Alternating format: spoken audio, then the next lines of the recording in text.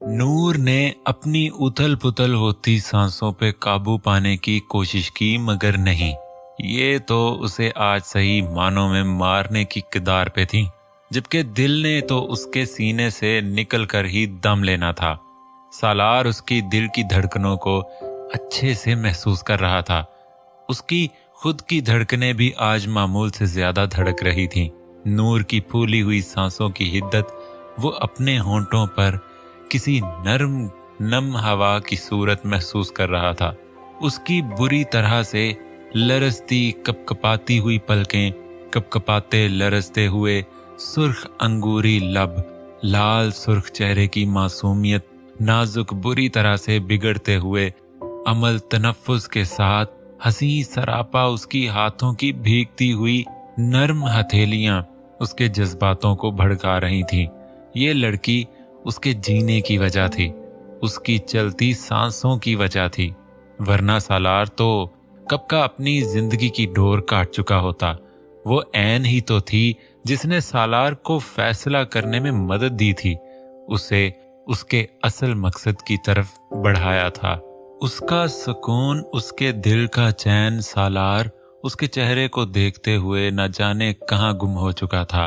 नूर ने जब उसके चेहरे पे छाए जज्बातों को देखा तो उसकी जान हल्क तक आ गई। उसकी बेध्यानी को देखते हुए नूर ने एक बार फिर कोशिश की उसके हिसार से निकलने की, मगर सालार इतना भी गुम नहीं था कि उसकी इस जदोजहद से अनजान रहता। अपनी खुमार आलूद निगाहों से उसकी आंखों में झांकते हुए उसके लबों की तरफ झुक गया और मोहब्बत भरी गुस्ताखी कर दी। नूर की तो सांसें ही बंद हो रही थी, मगर इस दुश्मने जान को क्या खबर। सालार अब मुकम्मल उसकी कुर्बत के नशे में डूब चुका था। आहिस्ता आहिस्ता नूर के एक एक नक्श पर अपना लम्स छोड़ता चला गया। उसकी इस कदर शिद्दत की नूर कहाँ आदी थी। घबराहट और शर्म के मारे उसकी आंखें खुद पर काबू नहीं रख सकीं और झरना बहना शुरू हो गया, जबकि सालार उससे अनजान अपनी ही बेखुदी में गुम था। काफी देर बाद सालार ने उसकी तरफ निगाह उठाई तो हक दक रह गया। ऐन उसकी कुर्बत पे आंसू बहा रही थी। वो तकलीफ में थी, उसकी सांसें उखड़ रही थीं। उसे नागवार गुजरा कि नूर ऐसे क्यों बिहेव कर रही है। उसने तो ऐसा कुछ भी नहीं किया। ये सालार की सालों की तड़प के आगे जर्रा बराबर भी ना था। मगर सालार क्या जाने, ऐन के एहसासात उसके एहसासात से यकसर मुख्तलिफ थे। वो तो इस राह पर थी ही नहीं जिस राह पर चलने से इंसान अपनी सुध बुध खो बैठता है, अपना आप तक भूल बैठता है। ये तुम क्या कर रहे हो सालार? ऐन को कैसे तकलीफ पहुंचा सकते हो? ऐसे तो वो तुमसे और खौफजदा हो जाएगी, कभी भी खुलकर तुमसे अपनी दिल की बात नहीं कर सकेगी। तुम तो चाहते थे कि बचपन की उस हंसी याद की तरह वो खुद चलकर तुम्हारे पास आए, तुम्हें अपने प्यारे प्यारे नर्म मुलायम हाथों से प्यार करे और तुम्हारे आंसू पूंछे। तुम तो उसे ऐसे नहीं देखना चाहते थे, बुज़दिल डरपोक दब्बू किस्म की। तुम तो उसे मजबूत, हंस मुख, डट कर मुकाबला करने वाली और तुम्हें दिल की गहराइयों से मोहब्बत इश्क करने वाली देखना चाहते थे। सालार के अंदर से आवाज आई और उसे होश की दुनिया में पटका। सालार ने बमुश्किल अपने पर लगाम डाली और उसे एक नजर देखा। ऐन अभी भी उसी शुगल में मसरूफ थी। सालार उठा और उसे भी अपने साथ उठाया, फिर प्यार से अपने साथ लगाया और उसका कंधा नरमी और मोहब्बत से थपथपाया। बस बस, हाँ my good girl, don't do this मेरा बच्चा। हाँ मेरा प्यारा सा डरपोक बच्चा, कितना रोता है ना। उफ, देखो ना जरा रो रो कर कैसे मेरी आंखों का हशर नशर कर दिया। कितना सूज गई हैं, बहुत दर्द हो रही है मेरी आंखों में। सालार ने किसी मासूम बच्चे की तरह मुंह फुलाकर आंखें पटपटाते हुए कहा। नूर जो रोने में मसरूफ थी, सालार के इस अचानक रवैये पर सब भूल भाल कर आंखें फाड़े खुले मुंह से उसे तकने लगी। रोई रोई सुर्ख ग्रीन आंखें, ऊपर से उसकी जानलेवा मासूमियत। सालार फिर से बहकने लगा। उफ, एक तो कसूर भी इन लड़कियों का होता है। इतनी प्यारी प्यारी दिल मोह लेने वाली शक्लें बनाएंगी तो मुझ जैसे शरीफ बंदे का दिल तो फिर फिसलेगा ही। सालार अपने फिर से उठ रहे जज्बातों को दबाते हुए दिल में बड़बड़ाया। ऐसे क्या देख रही हो? कुछ गलत तो नहीं कहा मैंने? तुम्हारी आंखें, तुम्हारे होंठ, तुम्हारा ये तिल, ये सुर्ख आर्ज, साफ शिफाफ छोटी सी पेशानी, ये लंबे से प्यारे बाल, हत्ता कि तुम्हारा पूरा ये वजूद मेरा ही तो है। तुम पूरी की पूरी सालार की एन हो, ओनली माइन। और बिल्कुल इसी तरह मैं सिर्फ और सिर्फ तुम्हारा हूँ, पूरा का पूरा, ओनली योर्स। अब देखो, मैं भी तुम्हारी चीजों का ख्याल नहीं रखूंगा, तुम भी तो मेरी चीजों का ख्याल नहीं रखा। क्या हालत बना लिया तुमने मेरी प्यारी सी आंखों की, सोच कर कैसे हरा लाल टमाटर लग रही हैं। माथा पीट कर कहा गया। अब मैं भी रो रो कर तुम्हारी आंखों का काला टमाटर बना दूंगा। मुंह फुलाकर नाराजगी जताई गई। ऐसे करते हुए सालार दी हिटलर इस वक्त सालार दी क्यूट बच्चा लग रहा था, और वो भी इतना बड़ा और हट्टा कट्टा। नूर उसकी बेतुकी बात सुनकर एकदम खिलखिला कर हंसने लगी। वो थी ही ऐसी, कोई भी उसका दिमाग बहुत आसानी से डाइवर्ट कर सकता था। उसकी हंसी भी कातिल दिल बराना थी। एक और कसूर नोट किया गया सालार की तरफ से, मगर बज़ाहिर कुन अखियों से उसे महजूज होके देख रहा था। हा हा हा हा, काल, हा हा, काला टमाटर तो होता ही नहीं है। मासूमियत से सालार की अकल पर मातम किया गया। लाल टमाटर, हरा टमाटर और थोड़ा थोड़ा पीला भी होता है शेड में, मगर काला वो तो सिरे से ही नहीं है। नूर हंस हंस कर पागल हो रही थी, और उधर सालार पागल हो रहा था उसे हंसता हुआ देखकर। हाँ तो क्या हुआ, नहीं होता? सालार ने मसनूई खफत से कहा। चीन है ना, चीन दी ग्रेट, अपना यार, वो तो कुछ भी कर सकता है। काला तो क्या, नीला, जामनी, गुलाबी, सबके सब टमाटर उगा लेगा। तुम्हारी तरह थोड़ी है ना, बेवकूफ। हाँ, नाक से मक्खी उड़ाई गई। नूर, जो उसकी बिना सर पैर बातों पे लूट-पोट हो रही थी, उसके बेवकूफ कहने पर उसकी हंसी को यकदम ब्रेक लग गई। क्या मैं बेवकूफ? नहीं तो बिल्कुल भी नहीं, मैं तो बेवकूफ बिल्कुल भी नहीं हूँ। नूर ने हैरानी से उसे मासूम भरे लहजे में जैसे उसे यकीन दिलाना चाहा। किसने कहा आपसे कि मैं बेवकूफ हूँ? कहना किसने है? ये बकलम खुद ऐन साहिबा ने अपनी हरकतों से साबित किया है कि वो बेवकूफ है। मेरा क्यूट बच्चा। सालार ने उसके गालों को जोर से इधर उधर खींचते हुए प्यार से कहा। आई उफ, छोड़ें। सालार के हाथ अपने गाल से झटके और अपने दोनों हाथों से सहलाने लगी, साथ में उसे घूरने का काम भी किया। जी नहीं, मैं बेवकूफ बिल्कुल बिल्कुल भी नहीं हूँ, और ना ही कोई बच्चा बच्चा हूँ। नूर ने चबा चबा कर गसीले लहजे में उसे घूरते हुए कहा। उफ, कातिलाना गुस्सा। एक और कसूर हो क्यों नहीं हो? बिल्कुल हो तुम बच्चा। हाँ, मगर बच्चा नहीं हो, ये तुमने खुद ही ऐड किया है। मैंने तो सिर्फ बच्चा कहा था।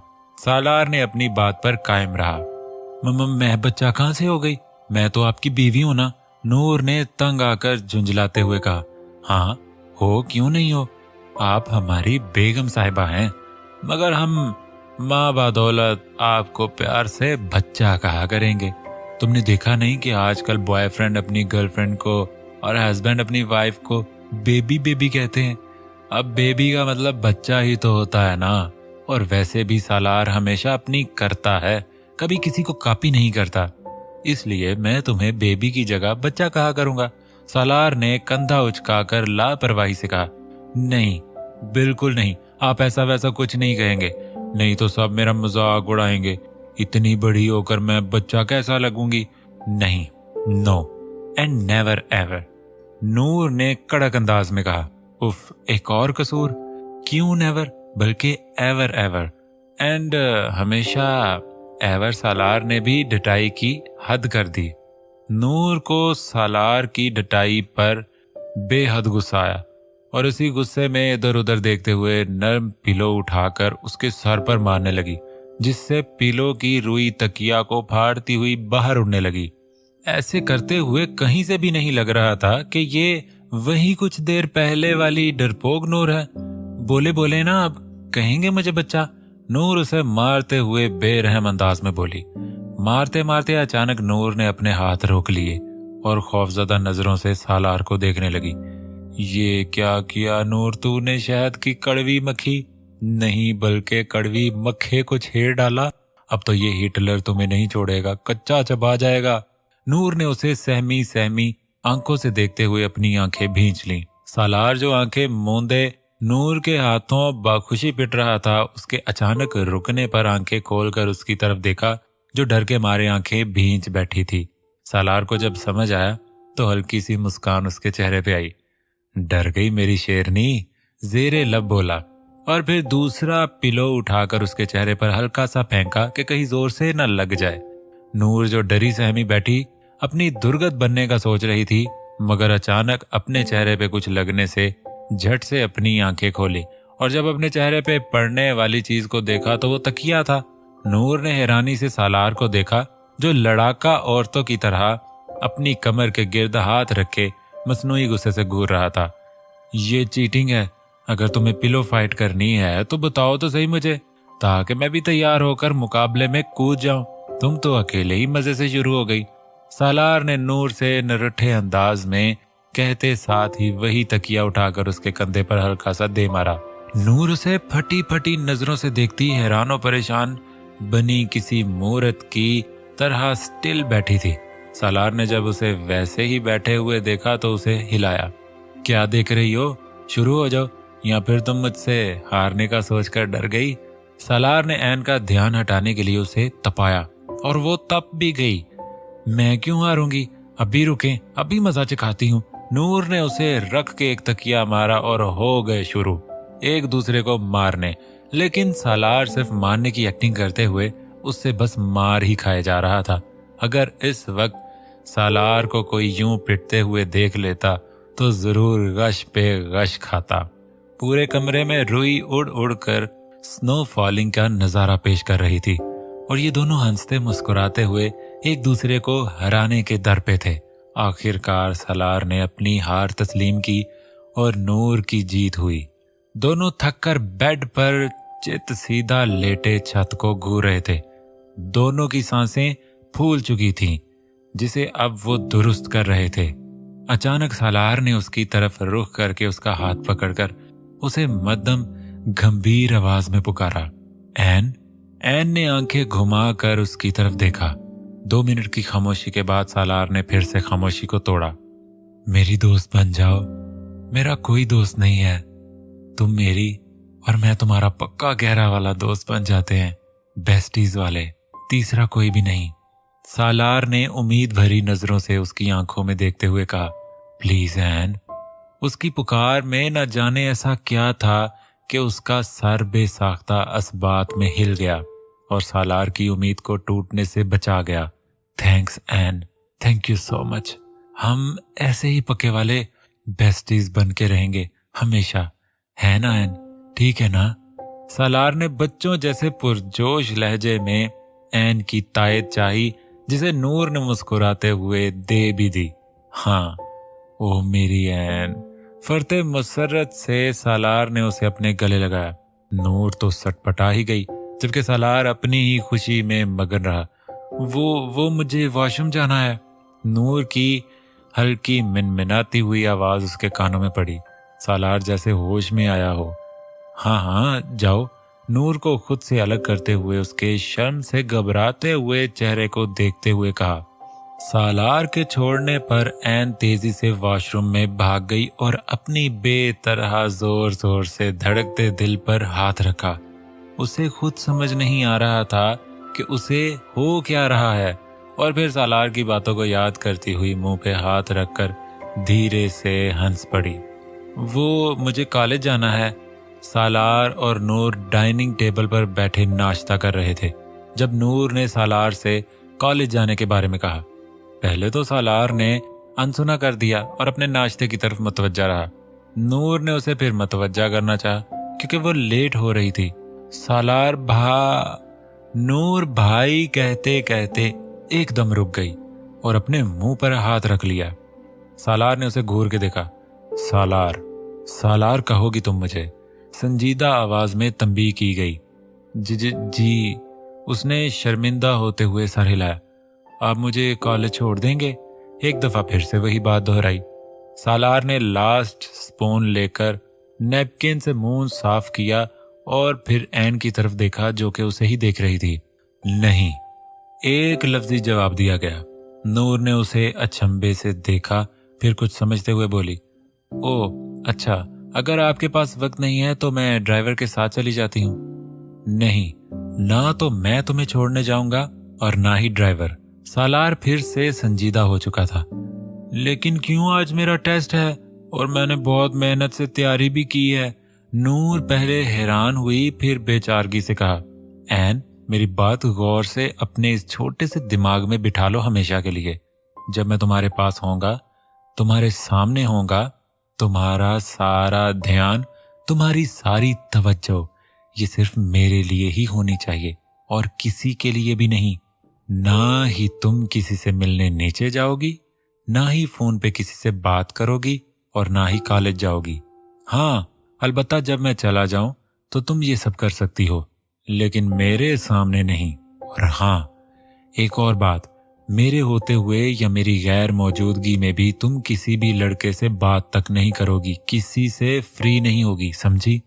सालार अपनी चेयर पर से खड़े होकर एक नजर नूर को देखा और उसके दोनों तरफ हाथ रखे झुकते हुए उसकी आंखों में देखते हुए सख्ती से बावर करवाया।